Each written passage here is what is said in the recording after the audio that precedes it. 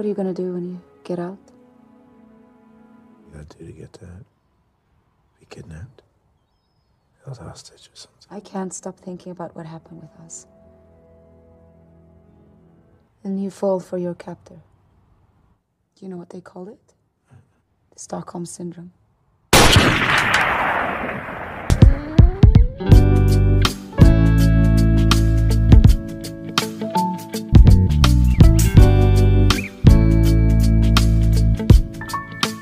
Assalamualaikum warahmatullahi wabarakatuh. Halo warga bumi yang budiman, ketemu lagi bareng Mas Raden. Di video kali ini kita akan bahas film berjudul Stockholm, rilis tahun 2019. Film yang berlatar pada tahun 1973 ini menceritakan kisah nyata penyanderaan seorang wanita di kota Stockholm. Seiring kejadian tersebut, sang wanita malah lebih bersimpati pada orang yang menyanderanya dibanding kepada polisi. Dan kejadian ini merupakan awal mula istilah Stockholm Syndrome.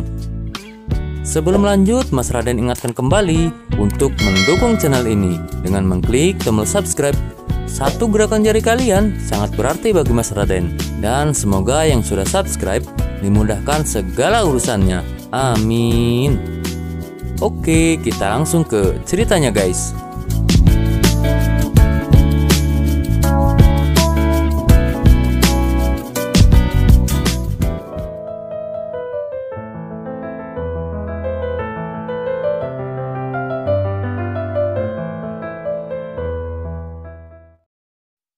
Film dibuka memperlihatkan seorang pria yang sedang melakukan penyamaran.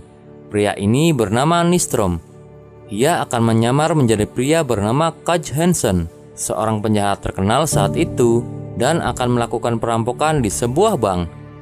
Setelah melakukan penyamarannya, Nyström bergegas menuju bank terbesar di kota itu. Dengan santai ia mengeluarkan senjata, kemudian melakukan aksinya.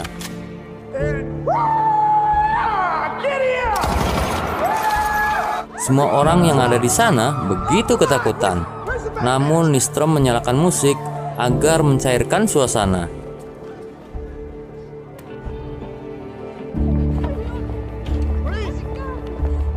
Ia meminta seorang pegawai bank untuk menghubungi kepala kepolisian.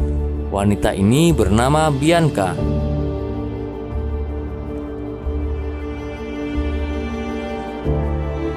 Di sisi lain, kepala kepolisian yang sedang bersantai dikejutkan kabar perampokan itu.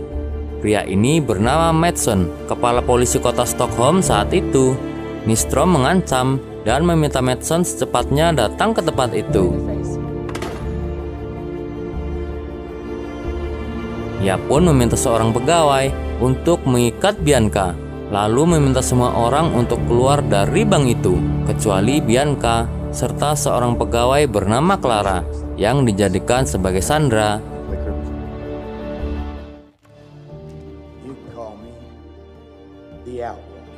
Tak berselang lama, Mattsson datang ke tempat itu dan segera menemui Nyström. Ternyata Nyström bukan mengincar uang di bank itu, melainkan kebebasan Gunnar Sørensen, sahabatnya sewaktu di penjara. Bring me Gunnar Sørensen by 3 p.m. Tak butuh waktu lama, perampokan ini mengejutkan seisi kota dan diliput oleh semua media di kota itu. Kemudian Mattsson membawa Gunnar Sørensen agar ia menjadi mediator untuknya. Namun Nyström belum puas, lalu meminta mobil Mustang seperti di film kesukaannya. Nyström mengenalkan Gunnar pada Clara dan Bianca, sandera mereka. Clara begitu ketakutan, namun Bianca terlihat lebih tegar.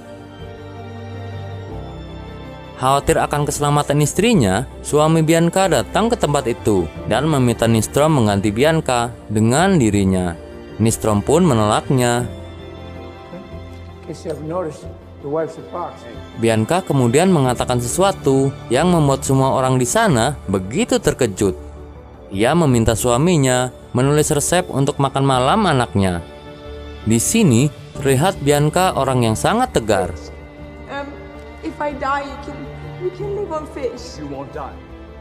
Nyström juga meminta makanan kepada Mattsson. Tak lupa, ia juga meminta sebungkus rokok Marlboro merah.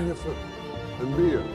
Yeah, food, beer, cigarette. Madsen menenangkan Nystrom dan mengira Nystrom adalah K. Jensen, perampok bank yang beraksi bersama Gunnar sebelumnya. Madsen kemudian meminta mereka untuk meninggalkan para sandera. Nystrom pun kebingungan karena tanpa para sandera mereka tak bisa berbuat apa-apa. Gunnar mengecek ruang CCTV dan mematikan rekamannya. Tanpa ia duga, seorang pengunjung bank bernama Elof ada di sana. Gunnar menginterogasi Elof dan menjadikannya sebagai sandera ketiga.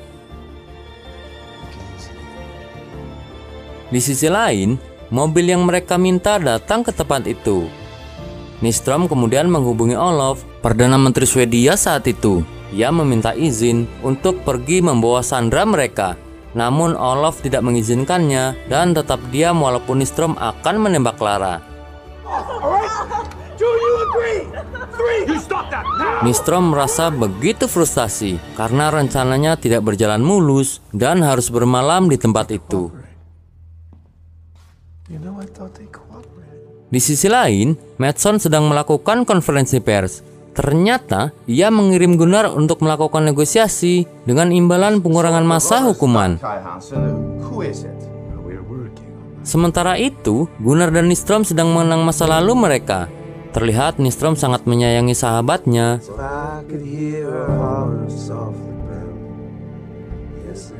Di tengah malam, Bianca yang tidak bisa tidur ingin mendengarkan musik. Nystrom menemaninya dan berbincang dengannya. Terlihat mereka semakin dekat.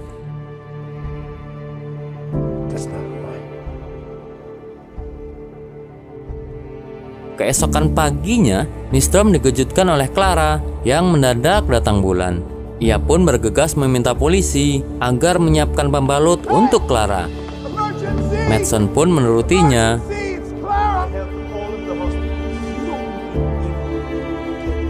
Setelah itu, seorang reporter menghubungi Bianca dan mewawancarinya saat siaran langsung. Bianca mengatakan kalau ia lebih percaya Nystrom dibanding para polisi.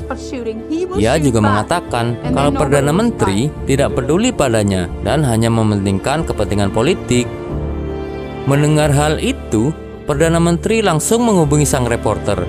Ia mengatakan kalau ia tak bisa melepaskan mereka begitu saja. Nystrom pun kian marah dan kembali mengancam akan membunuh para sandera.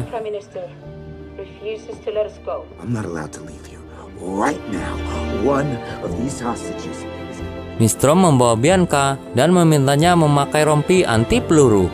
Ia bermaksud menembak Bianca di depan para polisi sebagai gertakan agar polisi tidak meremehkannya. Mereka berdua pun berdoa bersama lalu menjalankan rencananya.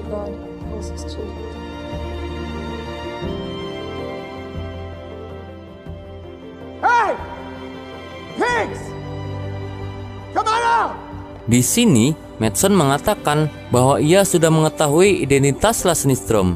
Madsen pun mengolok-olok Nystrom dan membuat Nystrom begitu marah.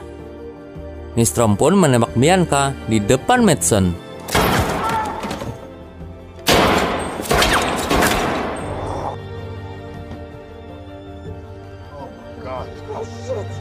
Mereka pun mengira bahwa Bianca sudah tewas dan memberitakannya di seluruh media. Setelah itu, para polisi memasukkan mikrofon ke dalam lemari besi. Tanpa mereka duga, Gunnar dan yang lain sudah mengetahuinya. Mereka pun berpindah ruangan dan kembali menyusun rencana, tak terkecuali Bianca yang sudah siuman.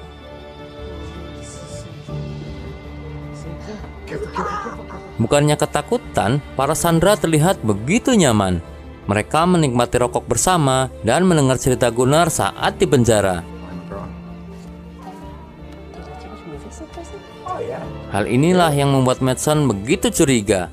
Ia mengendap ke lemari besi dan mencoba mengacaukan pikiran Nystrom.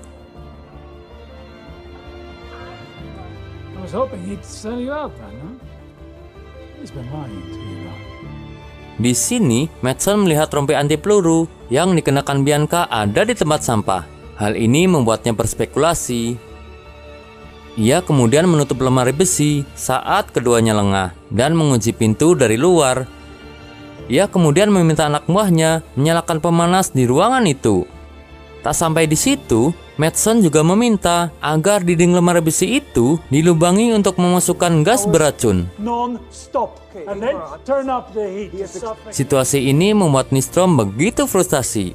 Ia menembaki petugas yang sedang melubangi atap di ruangan itu. Ia pun menyalahkan Gunnar karena setelah semua pengorbanannya, Gunnar terlihat mulai berpihak kepada polisi.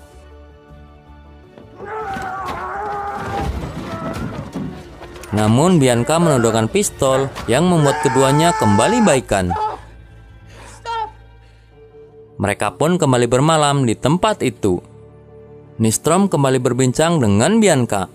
Nystrom mengatakan bahwa ia sangat menyayangi seorang Gunnar seperti saudaranya sendiri. Ia juga memuji Bianca karena keberaniannya. Larut dalam keheningan malam, akhirnya mereka pun bercocok tanam di ruangan itu.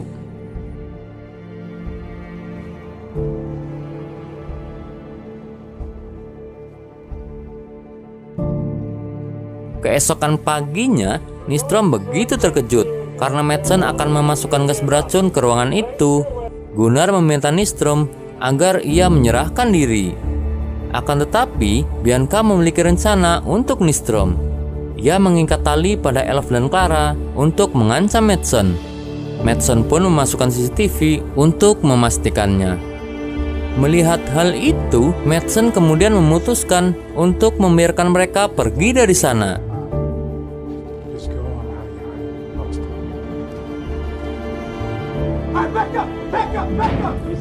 Nystrom menatap Bianca dan meninggalkannya di ruangan itu. Mereka keluar dari bank disambut puluhan polisi yang menodongkan senjata pada mereka. Di sisi lain, Madsen kembali berspekulasi. Ia memasukkan gas beracun ke lemari besi. Bianca yang ada di sana pun tidak tahan dan membuat Madsen mengetahui rencana mereka. Wait, you see that? Ia pun menghubungi anak buahnya untuk menembak ban mobil yang akan dikendarai Lars Nystrom. Madsen kemudian menjebak Nystrom agar kembali ke lemari besi.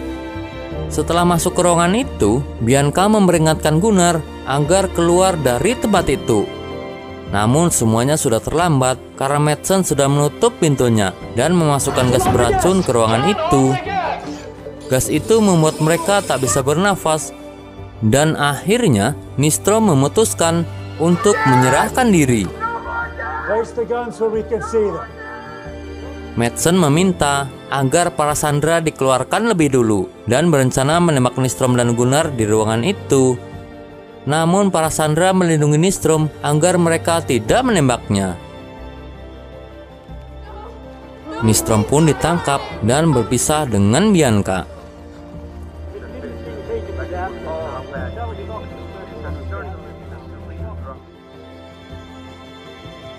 Berbulan-bulan pun berlalu, Nystrom menjalani hukumannya di penjara.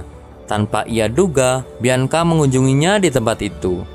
Ia terus menjalani kehidupan bersama suaminya, walaupun Bianca tak bisa melupakan Nystrom. Sedangkan Gunnar telah bebas karena dianggap membantu polisi dalam kejadian itu. Kemudian film pun selesai.